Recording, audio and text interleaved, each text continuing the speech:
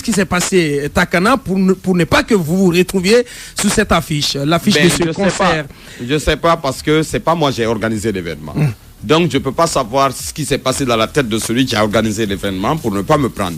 Mais je sais seulement que, en Guinée, il existe des promoteurs et des hommes qui travaillent dans le domaine de la culture, qui ne sont pas forcément des hommes de culture, mais qui travaillent dans la culture, qui ne veulent pas mettre les artistes guinéens à leur place. Mais quand la France nous respecte, la Jamaïque nous respecte. Le 7 novembre passé, man, il y a Win qui fait la plus grande TV, qui appelle Mange Takana. C'est la plus grosse surprise de chanteurs reggae en Afrique. Et que des frères guinéens qui s'amusent à organiser des shows ici, invitent Tiken Jah Fakoly, qui est un parrain même de Takana. C'est grâce à lui. Justement, si tout va bien, on va joindre Tidiane, quand même, à qui on a confié l'organisation de ce concert. C'est vraiment ridicule. Maintenant, le président, il a dissipé l'équivoque et il a mis tout sur les points sur les i. Voilà. Sur ce que vous étiez en train de dire tout à l'heure, c'est très tôt de parler de ça. Le monsieur, il est investi, ça fait même pas 2 mois. Voilà que vous êtes en train de parler d'un 3e mandat. Mais c'est un rêve, il faut arrêter de rêver, mon frère. On attend beaucoup de choses de la Guinée. Nous, on attend que la Guinée, déjà, il y a le courant, il y a l'eau, il y a certaines choses qui commencent, Ebola qui s'en va. Ça, c'est des trucs à fêter. Donc, il ne faut pas rentrer dans un débat de 3e ou de 4e mandat. Ça, c'est impossible aujourd'hui en Afrique. Tout le monde le sait. Tout ce qui se prête en Afrique, hein. Tout, c'est impossible. Tout ce qui se prête à ce genre de choses. Dans la paix, c'est impossible. Mais est-ce qu'il va réussir dans ça? Est-ce qu'il va réussir dans ça? Est-ce qu'il n'y a pas un mouvement populaire qui va se décider? C'est déjà passé au Congo-Brazzaville. Voilà. Au Burundi, c'est déjà passé. Parce que au Burundi, c'est déjà passé avec toutes les violences qu'il y a au Burundi. Mais on sait les actualités aussi, il faut pas nous prendre. J'ai envie de revenir à l'aspect culturel avec Takana Zion, toujours concernant ses relations avec Tidiane, puisqu'il ne veut pas le citer. Tidiane est l'organisateur de ce spectacle. Vous n'avez pas participé, je crois, à un événement Vivendi organisé par Tidiane récemment. Est-ce que c'est ce qui a valu cette dissension? Je ne sais pas, je ne pouvais pas participer à l'événement Vivendi parce que j'amenais Sizzla. Et Sizzla, ça fait plus bien de monde que Vivendi. Vivendi a fait combien de monde au palais du peuple, man? Vivendi a donné quel show, man? J'ai amené Sizzla Kalanchi, on a fait plus que les 100 000 personnes, jusque les ponts sur dehors. Les gens étaient remplis sur les trottoirs, man. Sizzla a chanté alors 35, Takana a chanté 35, 70 morceaux. Mais quels sont vos rapports aujourd'hui avec Tidiane? Je n'ai rien de mal avec personne. Je respecte tout homme qui se milite aujourd'hui pour la culture parce que Tidiane, il ne va pas me dire qu'il nourrit sa famille avec ce qu'il gagne dans la musique. S'il me fait comprendre cela, c'est que c'est archi faux. Moi, je sais comment la culture et le showbiz, ça fonctionne ici. Les gens, ils font des gros shows, après, ils ont 200 millions de crédits sur le dos, il faut qu'ils remboursent ça. Est-ce que tu comprends? Il faut qu'on pose des vraies bases de la culture. Des vraies bases de la culture. Et Takana, c'est pas n'importe qui dans la culture aujourd'hui. Moi, je suis allé en France à l'âge de 19 ans. J'ai sorti mon premier album à l'âge de 19 ans, Zion Prophet. Est-ce que tu comprends? Je travaillais dans les labels, je sais c'est quoi un distributeur, je sais c'est quoi un éditeur de musique, c'est quoi un producteur et c'est quoi un manager. Malheureusement, il n'y a pas de manager en Guinée. Tous les gars qui font le management ici, c'est les gars qui visent des postes de ministre et tout. Ils ne peuvent pas manager des artistes. Parce qu'ils sont eux-mêmes conscients que la musique ne génère pas beaucoup d'argent aujourd'hui. Tous les artistes, ils sont abandonnés. Les artistes, ils vivent de la commande ici, mon frère, man. Alors, mendicité, man. Ici, mais... Bien. Voilà. Basekou. Le micro n'est pas activé, Basekou. Alors comment expliquer le fait que souvent dans les concerts organisés en Guinée, les artistes guinéens ne soient pas mis en exergue et que ce soit des artistes étrangers qui généralement sont en tête d'affiche et autres? Parce que vous les Guinéens, vous êtes habitués à soutenir la médiocrité. Et les gens qui sont dans la médiocrité, ils ne soutiennent pas l'excellence. Ils peuvent savoir que M.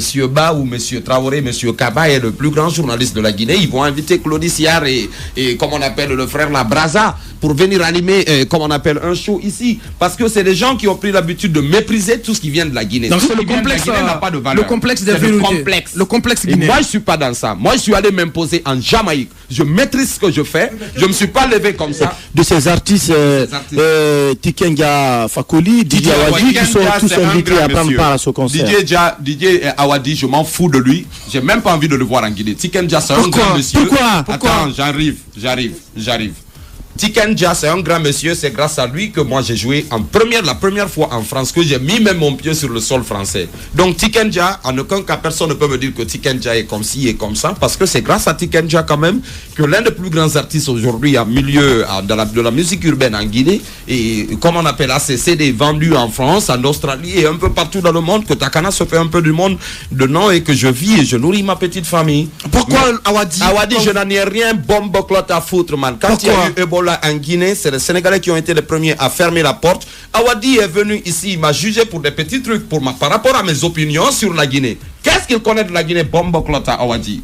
Pour venir me juger. Mais si, je vais te dire que Takana, il a été enlevé du festival de la Renaissance qui a été organisé par monsieur Wad, alors que j'ai été contacté. Les emails sont toujours dans ma boîte email.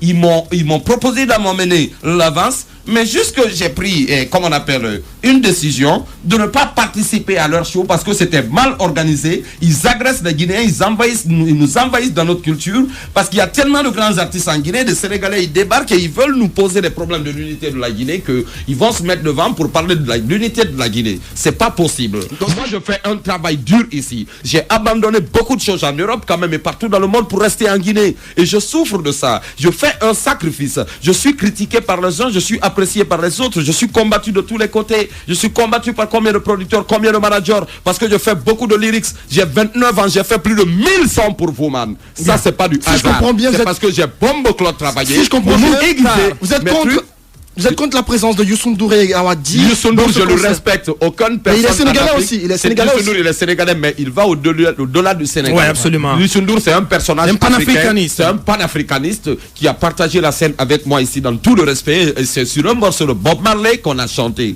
You see me? Donc, respect, maximum respect pour Youssou N'Dour. Je n'ai rien bombe-clotte à foutre de Awadi. Il faut dire à ses promoteurs de faire attention parce que quand ils commencent à amener des artistes de l'étranger pour nous disrespecter, ça va toujours mal se passer à l'esplanade. On remercie la sagesse du professeur Alpha Condé et la sagesse de monsieur Antonio Soare qui est un patriote guinéen et qui aime son pays et aujourd'hui qui est en train d'aider les jeunes artistes, les vieux artistes, les ballets africains, qui est en train d'aider le sport guinéen. Aujourd'hui, on a appris qu'il a fallu l'intervention d'Antonio Soare aussi également pour vous mettre d'accord et de monsieur le président pour que de la vous soyez République, présent sur là. Absolument. Mais c'est ça parce que Antonio il supporte pas l'injustice. Takana, j'ai rempli combien de fois l'esplanade du palais? Je l'ai fait plus de 5 fois, 10 fois, moi seul. Ils ont rassemblé tous les artistes, ils n'ont jamais pu rassembler, remplir l'esplanade. Ils n'ont jamais dépassé la piscine. Ça, c'est pas ma force, c'est la force de l'éternel de Dieu.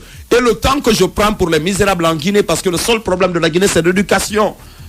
Les gens ils se lèvent, ils parlent de ceci, ils parlent de cela parce qu'ils savent que la plus grande partie du peuple guinéen n'est pas éduqué. Donc on peut se permettre de tout raconter. Et il y a sûrement des ignorants qui vont vous supporter dans ça. Moi de ma part, je soutiens l'excellence.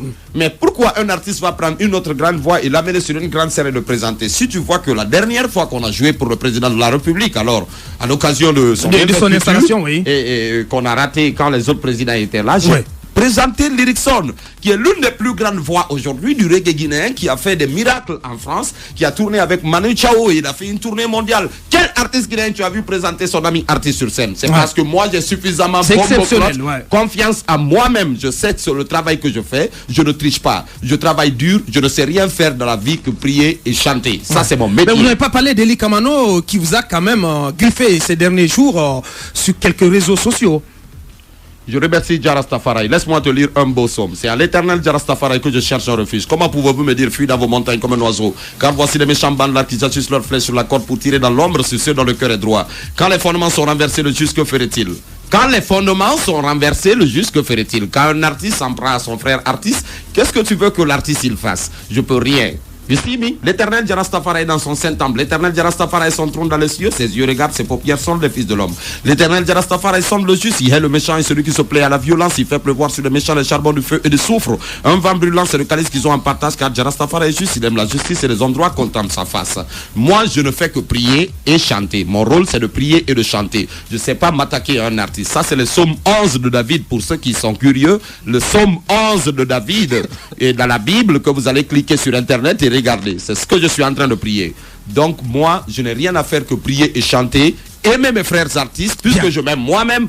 J'ai pas le temps de discuter avec un artiste et de m'en prendre à lui. Si je suis dérangé mentalement, Et c'est pas mon problème. Sacré, je fais tout ce que je fais oui, avec ma foi propre. J'ai vendu plus de 10 000 albums en France, plus de 3 fois. Avec Zion Prophet, avec Rappel à l'ordre, avec Rasta Government. Et jusque là où nous sommes en train de parler, Takana est le seul artiste de l'Afrique qui a sorti son premier album à l'âge de 20 ans en France. C'était le 18 juin 2007. Oui, on connaît le background. Avant de vous laisser partir, parce que la pause, c'est dans quelques instants, le dernier appel à l'endroit de vos fans pour ce concert.